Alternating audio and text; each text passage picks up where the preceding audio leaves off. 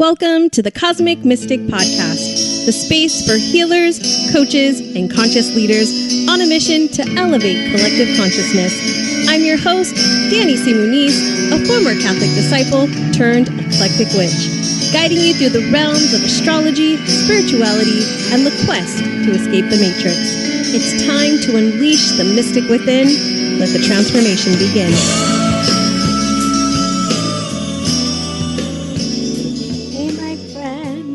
Welcome back to the Cosmic Mystic Podcast.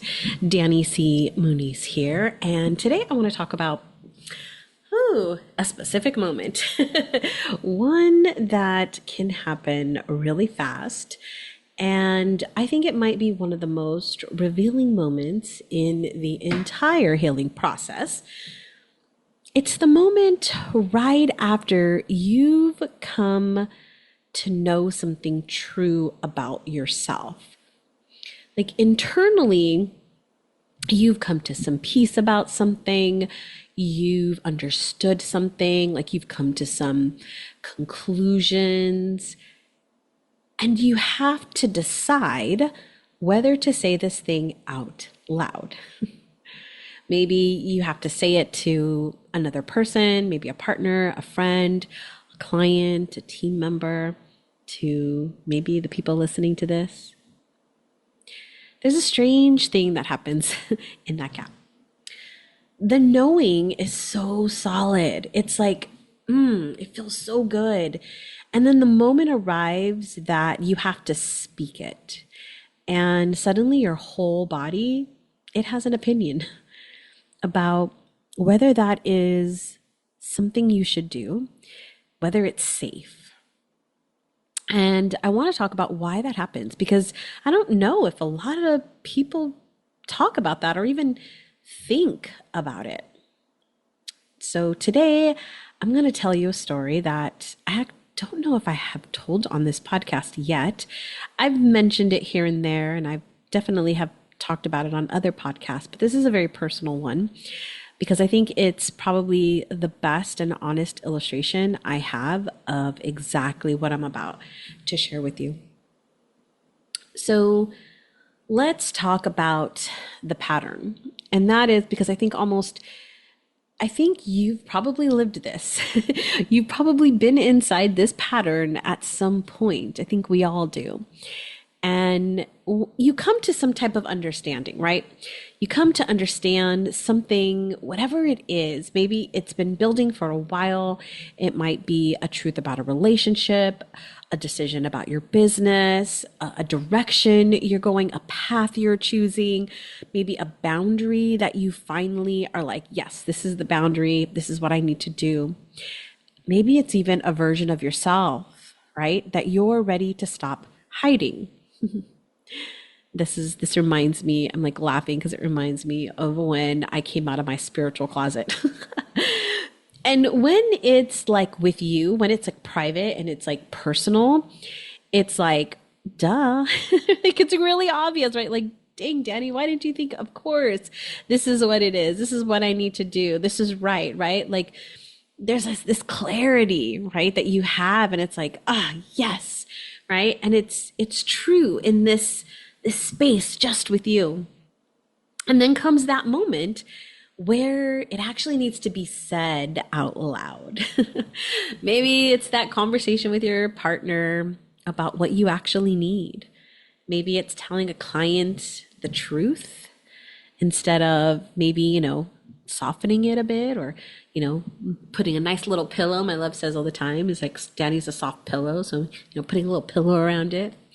Maybe it's posting the thing that you've been afraid to post, or saying the thing in a meeting that you've been wanting to say, or just even being honest with someone who maybe has just been getting like a certain version of you. And something happens, something shifts the second before you actually say the thing. That clarity doesn't disappear, but something else shows up right there. It's a bracing, a tightening, that sudden urgent need to choose the right words Or maybe you rehearse it like 11 times before you actually say it out loud. If you felt that, my friend, I want you to know that that is a sign that you're approaching the actual edge of the work. So here's what I do want to clear up, because I hear this a lot and I think it's misunderstood in the, personal development space, in the healing space. And, it's that hesitation that you're feeling right before you're about to say something that is like a truth. It's usually labeled as like, oh, it's a confidence problem, right? It's a confidence issue. Like, and I hear people say this, like I've heard my clients, right, before coming to work with me, they'll say this like, oh, I just need to have more confidence, right? And people will say, oh, she just needs to work on her confidence. She just needs to be more assertive. She just needs to practice being more assertive. Or maybe she needs a script, right, for the difficult conversation. She just needs to like have a script. And my friend, I yes, this all helps. Practice helps, scripts help. Like I help my clients through this a lot, right? Like having those, and I don't call them difficult conversations. I know some people do, but I don't. I call them important conversations, because that's exactly what they are. There's an importance here that you're having to say, right? You're having to discuss or to express. And so it's not a confidence. It's not a confidence thing.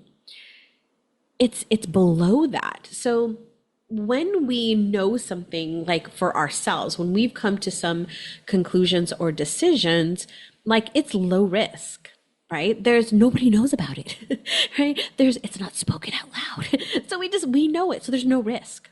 It's low risk to no risk right now, right? It's just, I just know this thing. And our nervous system can hold that.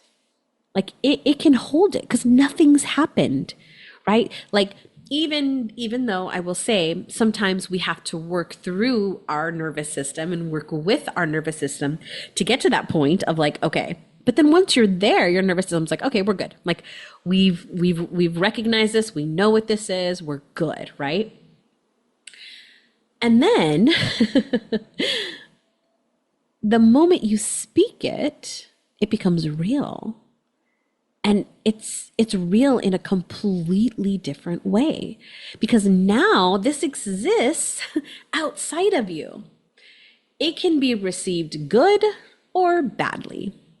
It can be met with like, oh, whew, I'm so relieved. Or it could be met with like, what? Right? Disappointment, frustration. It can change a relationship. It can alter a deal, a dynamic, maybe even the way someone sees you. I've had this personally. I can think of a bunch of stories just as I think about how I've said something and a relationship has instantly changed. And for a lot of women, especially those of us that are self-aware, high-achieving women, the women that I tend to work with, that moment where we are quote unquote exposed, right? It's not what we're actually saying, but it's something that's underneath that. You see, there was likely a moment, or maybe even many moments earlier in life where speaking a truth, speaking your truth cost something, where being either fully seen, right, led to a disappointment or somebody withdrawing from you, or maybe a feeling that you felt, maybe you felt something in a space or in a room that's like maybe you were too much, right, or you didn't feel enough. And in that moment, there was a decision. Not a conscious decision, but an unconscious decision, right? That speaking this is clearly not safe. Being fully myself is costing me. It costs me to be myself, right? If I say the truth, if I speak the truth, I'm going to lose what I have or what I hold dear, right? My world's going to get turned upside down. And that decision, my friend, it doesn't just live in the past. It's still running in the background, in your body, every single time that you come up to that edge of saying something that is truth. So when you feel that bracing right before you speak, my friend, that's the original decision being activated right on schedule. Now, the only way that I can really share this is sharing with you today a story that, again, I've talked about in pieces and other places, but have never really shared on the podcast because I think that this is probably the best example. Like when I thought through examples, I was like, yeah, this is a good example. And I think I think you'll understand what I mean in as I get into this. So about, wow, it's probably been close to 12 years now. 11, 12, I'm not quite sure. I was in a relationship. And actually, I'm still in this relationship, which I think is important context for how this story ends. And so we hit a pretty significant crossroad about a year and a half or so into our relationship. And it might have been right around the 2 year mark. I'm not 100% sure. My friend, it's been a while. But my love was in a place at the time where he had made a decision for himself that he needed to put some distance between him and my family. And it was because he was feeling this pressure. Like he was being asked to be someone he isn't. And if you know my love, nobody can put him in a box. Nobody can put him in a box. He is a unique snowflake, and he absolutely like is very independent thinker. He beats to his own like rhythm and beat. And so it was almost as if he felt, right? Now, whether this was happening or not, we're not here to judge this. What I'm saying is he felt, right? And that is important because he felt that. He felt that he was being pressured to be somebody that he wasn't. And so he made a decision to step back, to not come to family events any longer, to take a break from that dynamic.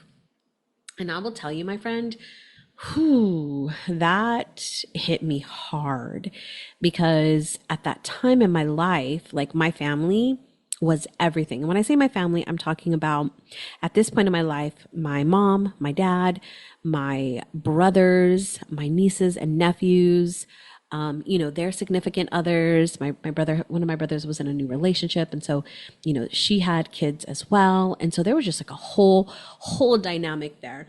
And that was really hard because for me, family was everything. And although he never said I couldn't go to my family functions, right? It was like, it was like really, really sad and really also like a little angry and a little frustrating because I wanted him to be there, but I also respected him, right? I respected his decision and I respected that, this was what he wanted to do. And I also had to say, well, is this a deal breaker, right? Is this a deal breaker? So I didn't come to clarity about it quickly. I actually spent a few months. I want to say it was like February till probably, I think it was probably sometime after Mother's Day or so. So this was a couple of months that I spent really getting clarity on number one, if I wanted to continue to be in this relationship, and number two, like how to come to terms with what he had decided for himself, right? And of course, in my head, my immediate head was like, he doesn't want to see my family at all, ever. And that really wasn't what he was saying. But of course, my mind went there, right? My mind immediately went there. And so I had to like work through that. Like, would I be okay with that? Am I okay with that? Like all of those thoughts. And at this time, I lived in California. My family lived in another state. And so it wasn't like they weren't like right down the street.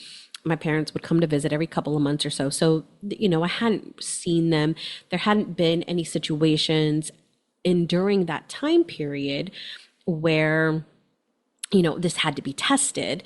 So I was just working through it, right? And sitting with that decision and really coming to what I felt about it, what I needed, what I was willing to accept. And that was all private, all personal, me and my therapist, right? And then, having to then express that with him, and right, and have that understanding, and all of it, right? And what I came to eventually was I didn't love, right? I didn't love that he wasn't going to be at my family gatherings, right? I'm not going to say that that was easy. That was very difficult, but I understood it. Like I understood his decision, and I have always accepted him for who he is, right? I 100% believe like if you're in a relationship, you've got to accept your partner for 100% of who they are. If you cannot accept your partner for who they are 100%, then what are you doing in the relationship? Because I can tell you there are things I do not like. There are things that challenge me, right, about him. And in this situation, that was really challenging. But I also knew, right, that I was very clear about how I felt about that. And I was very clear that I was going to stay in this relationship, that, right, like we were together and we were a partnership, and that I would accept this, right? And and not hold it against him, because that was right. That was that. And that was like, man, I felt so solid. I felt like a sense of release. Like when I finally came to that conclusion, I was like, yes, like this is it. This is right. Like, I think at one point earlier in our relationships, probably within the first couple of months, like we would joke around and say it's like it's us against the world, right? Manifested that. But it really was that like feeling of like, we got this, like we've got each other's back. He's got my back. I got his back. Like we're solid. Like we got this, right? And yes, there was, grief with that, because it was very hard for me to accept, right? Like, it was very hard for me to come to that, but it was something that I was very, very solid in. Like I made my decision and I knew it, right? Well, there came a moment a couple of months later that, so we're talking probably sometime after Mother's Day, my father got wind that something was going on, right? And he wanted to know, because my father is the patriarch of the family. And so he wanted to know what was going on. What's going on, right? He texted me and said, I want to talk to you. This is like on Sunday or something. And he said, I want to talk to you. I want to know what's going on, right? And I was like, "Ooh." So we couldn't have a sit down, right, face to face, because he lived in another state. And, here I was going to work the next day. And I knew, right, when he said that, like, oh crap, here we go, right? I'm gonna have to tell him. Like, this is all gonna finally come out.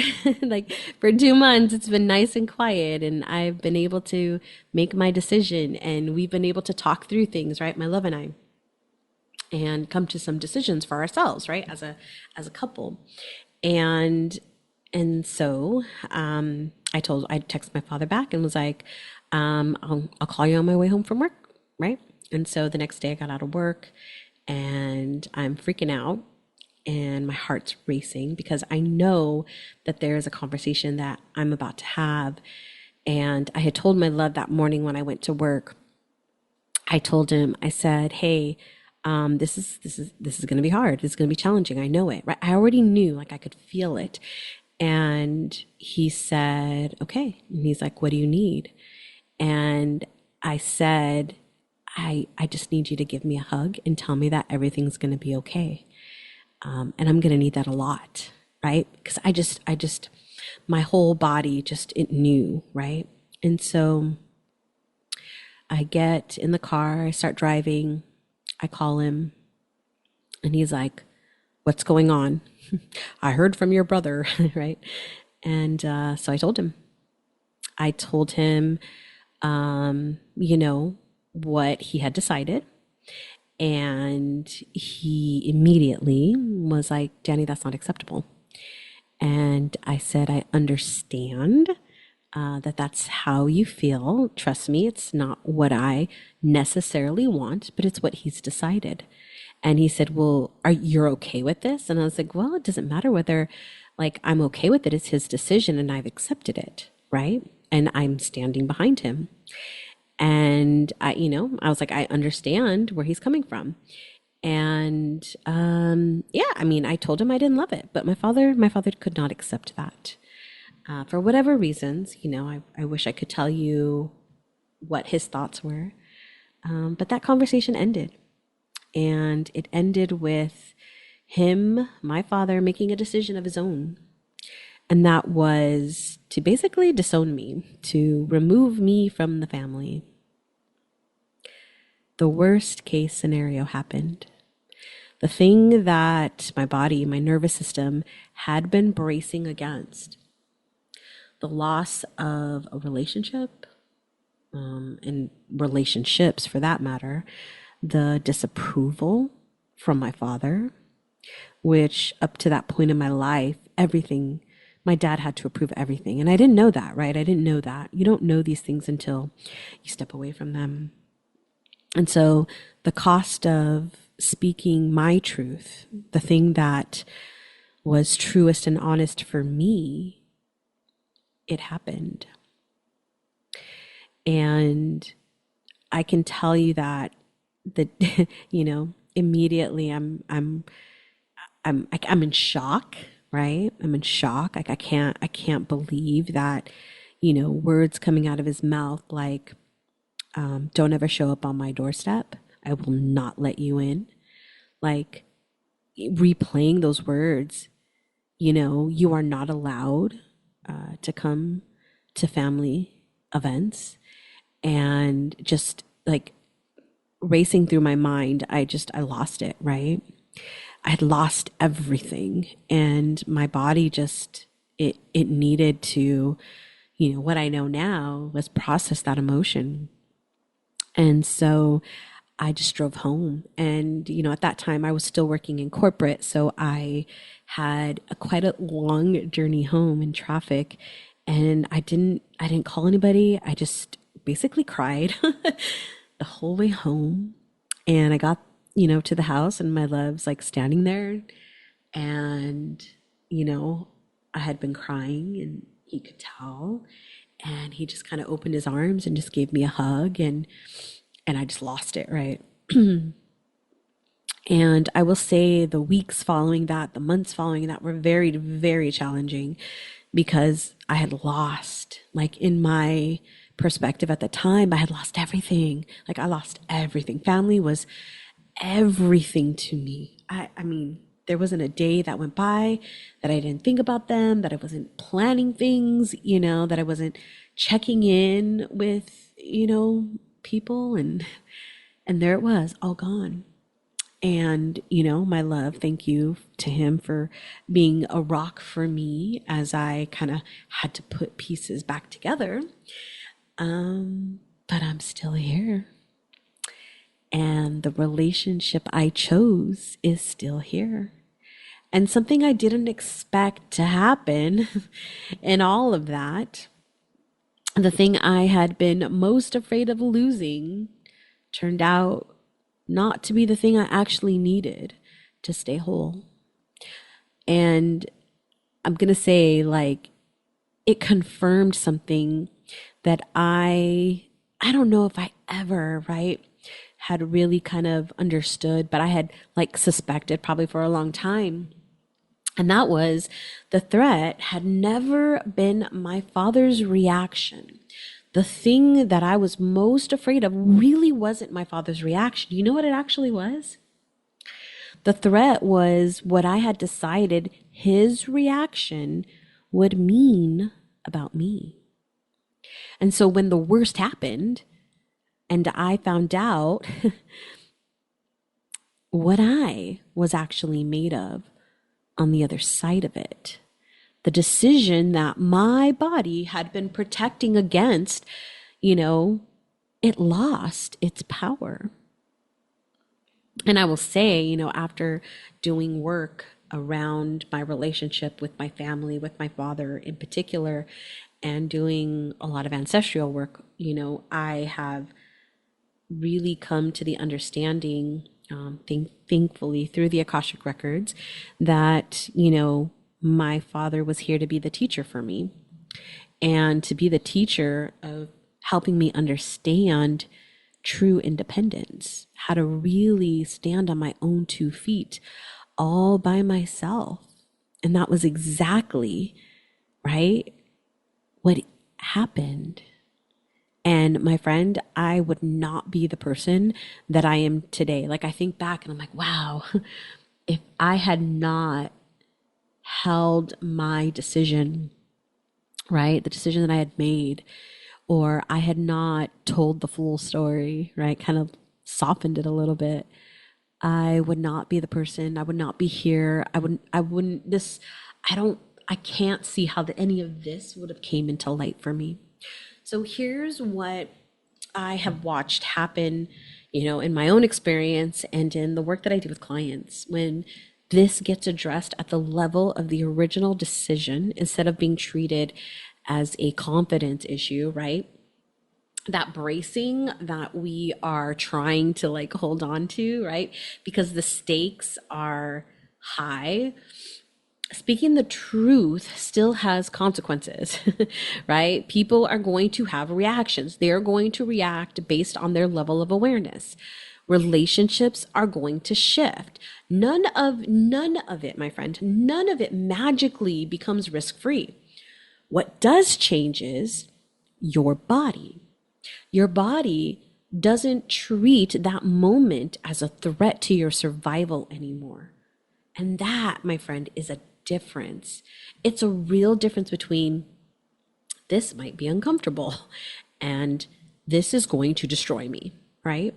Most of us are running the second one, right? I was running the second one. I mean, I remember telling my love, I don't know if I can do this. Like, I remember telling him, like, this is going to be hell. Like, I just knew it, right? And because that decision in my head was, this is going to destroy me. When the original decision, we shift the energy around that original decision, when you actually work at that level, rather than the rehearsing of the script or whatever, your nervous system is able to recalibrate the size of the risk. So you can feel the discomfort of having an important conversation that is in honesty without your whole system going into protection mode or survival mode. You can say the thing and stay regulated while you wait to see how the other person is going to receive it, how it's going to land for them, right? And the part that surprises people every time, the truth doesn't have to be perfectly worded. It doesn't have to have all those rehearsals. It doesn't need the script, right? When the fear underneath the speaking has actually been addressed, the words come way easier. Because, my friend, you're no longer bracing against a potential danger. Danger, Will Robinson. That, my friend, was never actually about the words. It's never been about the words. So, as we come to an end of this episode, I want to leave you with something, and that is because I think it's the actual heart of this entire conversation here. For a long time, I believed, and I think a lot of people believe this, right? That other people's reactions, what other people are going to do, not do, say, take away, that's the threat. Their opinions, their disappointment, their judgment, right? That's what felt dangerous about speaking your truth out loud. And based on my experience and what I've come to learn and understand, other people's opinions are not the threat, my friend. They're not. The real threat is your body. Your body that is protecting you from what you decided their decisions, their opinions mean. It's some version of, if they react badly, it means I'm this. It means I'm not worthy. I'm not worth choosing. It means I'll lose what matters most to me. That meaning was assigned a long time ago. And in a moment that had very little to do with the moment that you're standing in right now, my father disowned me.